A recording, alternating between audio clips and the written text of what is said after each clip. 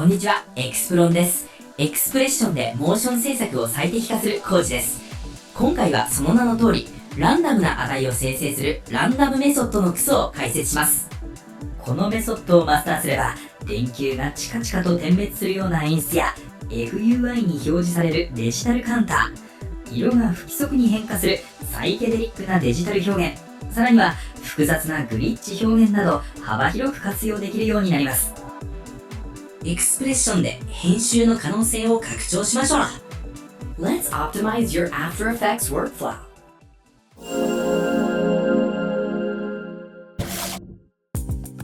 ランダムはプロパティに不規則な数字を自動生成するメソッドです。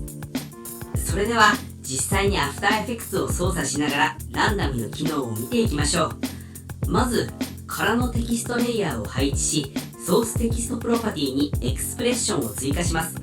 エクスプレッション言語メニューからランダムナンバーズのランダムを選択してください。画面に数字が現れました。タイムラインを再生すると数値が激しく変化するのがわかります。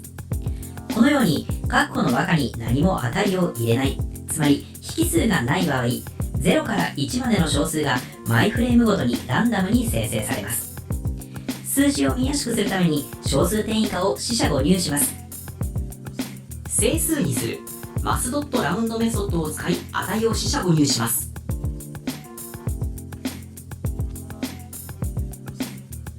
0と1の二進数になりました。最大値を指定するランダム10と書くと0から10の範囲で生成されます。最小値が0で最大値が10になります。結果受信数のランダムになります。範囲を指定するランダム1000カンマ9999と書くと1000から9999の範囲で生成されます。最小値が1000で最大値が9999になります。最小値も指定できるということです。デフォルトではマイフレーム、つまり1フレームごとに値が更新されるため、動きが激しすぎると感じることがあります。生成される頻度を変えたい場合は、ポスタライズタイムメソッドを使用します。コードの先頭に記述することで、そのエクスプレッションが計算される技術的なフレームレートを固定できます。エクスプレッション言語メニュー、グローバル、ポスタライズタイムメソッドを記述します。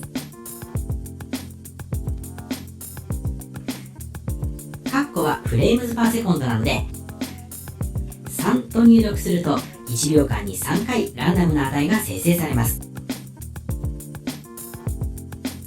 アンカーポイントを中央にして、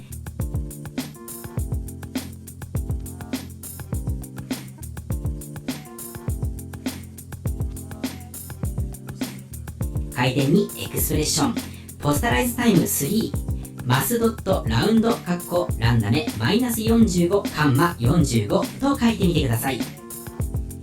1秒間に3回マイナス45度から45度の値をランダムに生成します。不透明度にランダムを書いてみます。ランダム0コンマ100セミコロン。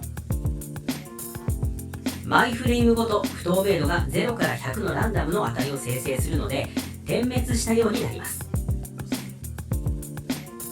1プロパティのように X 座標と Y 座標の2つの数値を持つプロパティに適用する場合は、変数を使って別々にランダムな値を指定してから XY の形配列で記述します。このコードでは1秒間に3回 X は0から1920、Y は0から1080の間でランダムに位置が切り替わります。ランダムメソッドに直接最小値の配列と最大値の配列を渡すことでさらに短く書くこともできます。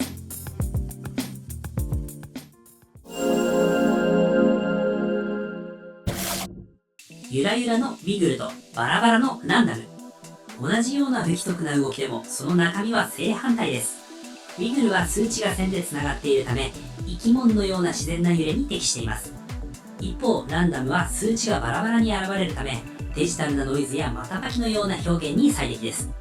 どんな質感の動きにしたいかを基準にこの2つを使い分けましょう。次回はエクスプレッションの定番表現、古い電球やネオンがチカチカと点滅する演出を開発します。モーションは制御できる。See you next optimization.